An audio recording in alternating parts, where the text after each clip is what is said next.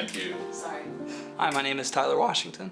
I would call myself a multimedia producer, multimedia creator. I do photography, videography, and I do podcasts as well. My videography would definitely have been, I always had a camera in my hand, like that cliche, you know, it was like, let me see the disposable camera, or my dad filming me around the house. I'm like, ooh, if you flip that around, I can see what you're recording. And just being able to live in that field. And when I was doing video projects, or when I was doing projects in general for school, they're like, okay, it's a free project, you can present it however you want. I always leaned towards video. And my dad, I think, knew I was going to be a videographer before I did. I thought I was going to be like a lawyer, dentist, architect, one of those. And he was like, why don't you go to Syracuse for the summer and do this program? I was like, because it's just for fun. And then I ended up going to college for it. So that was videography. Photography is by proxy, because if you have a camera in your hand, like, oh, you take photos? So I ended up taking photos because I had the camera. And then podcasting, it's one of those, I was with my friend, we were drinking, we were having a good conversation, oh, we should have a podcast, you know, and it turned out to be more than just talking about like some fun conversations, but we started noticing in craft beer there was a lack of diversity and a lack of inclusion, and we're just like, why is this? Let's explore it and let's document that journey. So that's really what the podcast is about.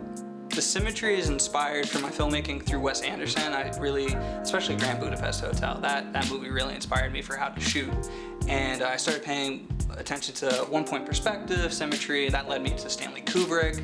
And I really tried to incorporate a bunch of different directors and editors and cinematographers. I try to take all those different influences and mold them into one. So a lot of the symmetry that you'll see is often based off of Anderson and Kubrick. But the way I like to do transitions with quick cuts, if you're gonna grab your shirt keys and close the door, I like to get quick cuts of that. That's all inspired by Edgar Wright, because I really enjoyed Shaun of the Dead, Hot Fuzz. So I really like taking my favorite points of people and being influenced by them and inspired, and then making it my own and seeing how all those meld together. So as these all start to meld together, it's a really dope mission that starts creating. So can you tell me a little bit more about your why behind your creations? I like to travel, I like to try new things, and when I'm traveling, I like to stay away from like chain stores. I like to go into the mom and pops and learn more about how long has this been here, and why did they decide to open up a brewery in this area when everyone's over here. And I realized I really like sharing stories or telling a story through what I did or what I do, and that's really the driving force. Is I don't want to do anything or take any pictures just like, I don't know, it was there, I took a picture because everyone takes a picture of this building, but I want to tell a story through it. So looking at the people that are walking through the frame, or just even the way the light's bouncing off of something, the mood that it's capturing. I try to capture more than just the subject, but the emotion that's around it. You had such a standard education surrounding broadcasting and video production. So do you think in some ways this helped you, or do you think in some ways it may have hindered you to explore a little bit more as a video? I think there's still moments where I fall very much in line to, if it's not symmetrical, it needs to be the rule of thirds, you need to do this. If you're shooting this on this frames per second, this is the reason why.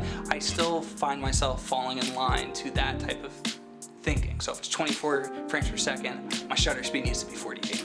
I'm not changing that. So I think in that way, it kind of hurt me, but I was always the guy in our classes when we're doing a film project. I was like, okay, how about we try shooting it this way? And it might be a little weird, or like, we're gonna drop this person out of a dryer and we're gonna shoot it this way.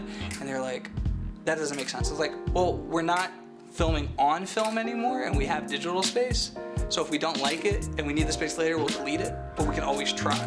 And so there is that part of me that's like, yeah, the standard way of doing something got in the way, but I think it's also allowed me to push the envelope when I do some productions. It's like, okay, this is why we're doing it, but what if we put a twist?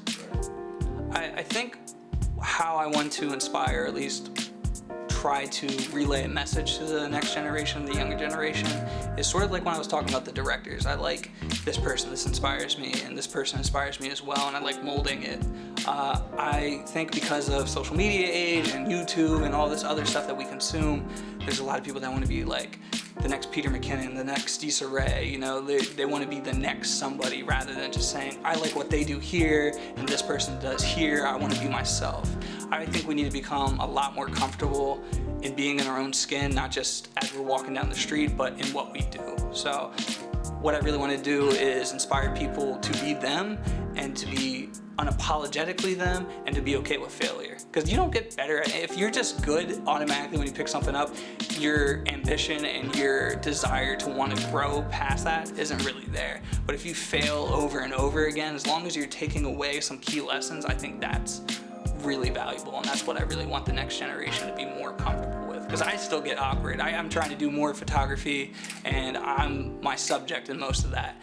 And I'll do that in home really well, but if I go outside, I'm kind of like, here's this asshole shooting himself with the camera. Like, I'm so focused around about what the other people around me are thinking without realizing nobody gives a shit about like what I'm doing with this camera. So getting comfortable with your skin and not worrying about the outside perception of you is important.